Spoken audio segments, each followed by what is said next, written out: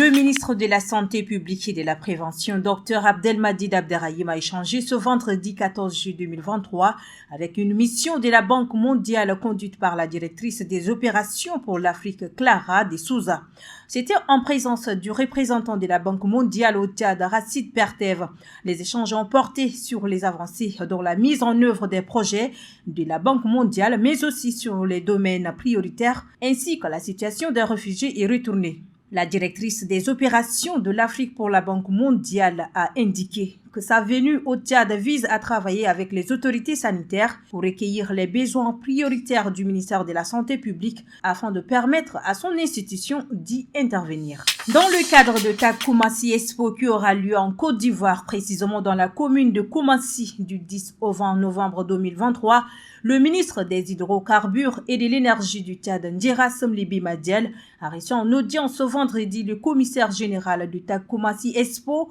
Dr Hugues Tosso. Les échanges entre les deux personnalités ont porté sur la participation du Tchad comme pays invité d'honneur au grand rendez-vous des TAC Koumassi Expo, un événement qui apportera une visibilité internationale du Tchad dans la promotion de son image et de ses atouts auprès d'un public international, notamment les délégations des 9 pays invités. Le ministre des Finances et du Budget, Tahir Hamid Guileng, a présidé ce 13 juillet à la Banque des États de l'Afrique centrale de N'Djamena la deuxième session de l'année du Comité national économique et financier du Tchad.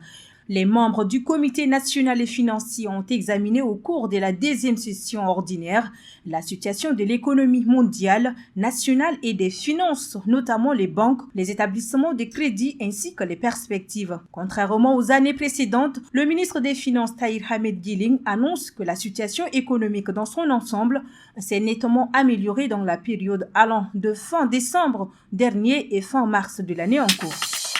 Nommée directrice des opérations de la Banque mondiale pour les pays du Sahel le 1er juillet 2021, Clara Anna Coutinho de Souza effectue une mission officielle au Tchad.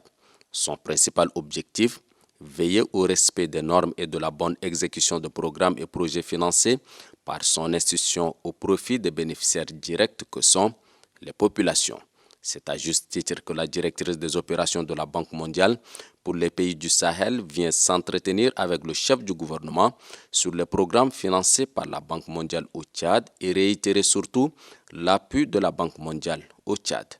Elle rassure que son institution entend accroître conséquemment son enveloppe pour le Tchad afin de maintenir non seulement le niveau de financement des projets en cours, mais de dégager des ressources additionnelles pour appuyer le Tchad dans la prise en charge des réfugiés soudanais qui affluent de plus en plus à l'est du pays.